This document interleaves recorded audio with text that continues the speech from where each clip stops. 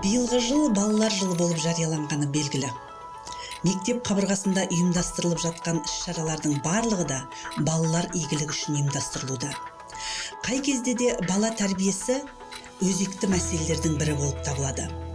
Тәрбиесіз берілген білім адамзаттың қас жауы деп Әл-Фараби айтқан сөздің құндылығы еш уақытта да жойылмақ емес.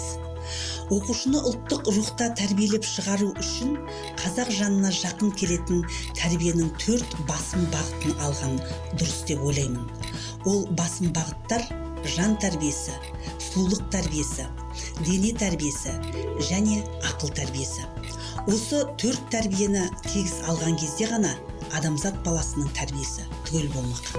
Ұлттық тәрбиенің қағидаларын ұстану жаңа Қазақстандағы жаңа ғасыр мектебін қалыптастыруда іскерлікпен шешілетін мәселе деп түсінемін.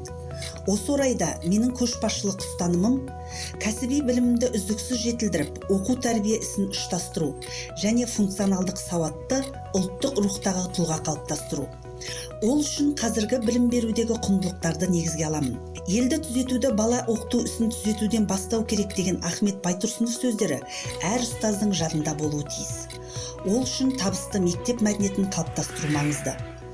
Мектеп мәдениетін жақсартуда ең тиімді дағдылар soft skills, hard skills, IQ және Эстония педагогикасынан алынған үздік тәжірибедегі дамытушылық сұхбат.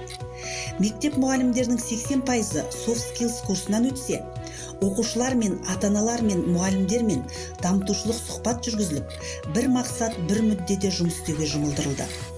Дағдылардың тиімділігі жүзеге асты. Соның нәтижесінде сабақты зерттеу топтарының қатары көбейіп, мұғалімдердің кәсіби әлеуеті арта бастады. Бірнеше мұғалімдеріміз қалалық, облыстық байқаулардан жүлделі орын иеленді.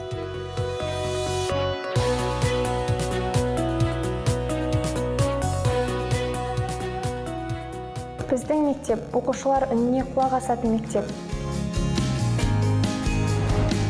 Біздің мектеп жасасын қайте қағидасын ұстанатын мектеп. Сонымен қатар, оқушылардың бос уақытын тиімді ұйымдастыру үшін спорттық ойындар өткізіледі. Оқушылардың қатысуы және қызығушылығы жоғары деңгейде.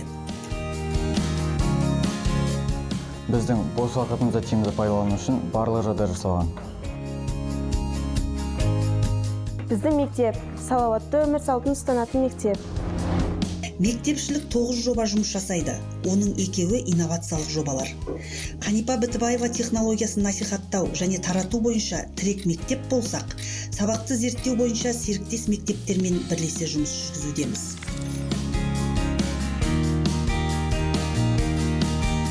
Шағын орталықтағы әжемнің ертегісі жобасы баланың ойлау қабілеті мен сөздік қорын дамытуға бағытталса, оқуға құштар мектеп жобасы бойынша оқыған кітабын жарнамалау, буккроссинг, тапқырлық кеші, 20 минуттық кітап оқу акциясы, библиографиялық кітап көрмелері ұйымдастырылып отыр. Мектеп ұжымы мен оқушылар 100% Topic.kz сайтына тіркелген. Жас жауқазындар клубына 16 жас жазба ақындар топтастырылған. Жыл сайын мектебімізде ата-баба дәстүрі ұрпаққа аманат бағдарламасы бойынша қалалық ардагерлер ұйымымен бірлесіп іс-шаралар өткізу дәстүрге айналған. Мұндай іс-шараның ұрпақ тәрбиесіне берер тәлімі өте мол. Мектеп қабырғасында ұйымдастырылатын әрбір жұмыс мектеп оқушы ата-ана үштігі аясында жүзеге асатыны белгілі. Осы орайда ата-ана мен жұмыс үздіксіз жүргізіліп отырады. Ата-аналар жиналысының форматы өзгерген. Тәрбие бағыты бойынша мектеп тарихындағы 100 есім, еңбек елдің мұраты, дебат, ата-аналар мен кешкі эфир жобалары жүзеге асуда. Елбасы медалі жобасы иегерлерінің саны жылдан жылға артып келеді. Осындай ерекше нәтиже көрсетіп отырған оқушыларымыздың бірі және бірегейі Қасымбай Аяулым. IELTS ағылшын тілінің барлық ауқымын қамтитын халықаралық стандартталған емтихан шектік балдан жоғары көрсеткіш көрсете отырып, ұлттық бірыңғай тестілеудің 45 балын автоматты түрде иемденіп, Европалық университеттерге оқуға шақырылып отыр. Осындай оқушыларымызбен біз әрине мақтанамыз.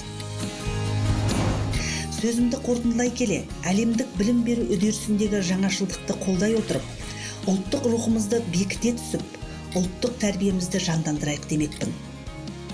21 ғасырда біз ерекше шығармашылық және өнертапқыштық қиялдарымызды дамытуымыз керек. Ол үшін ең бастысы болашақпен бетпе-бет келгенде өзіміздің бар мүмкіндіктерімізді қолдана білу. Оларды дамыту, білім беру және оқытудағы басым бағытқа айналуы тиіс. Білім дегеніміз болашақтың кілті және одан асқан маңызды нәрсе болуы мүмкін емес.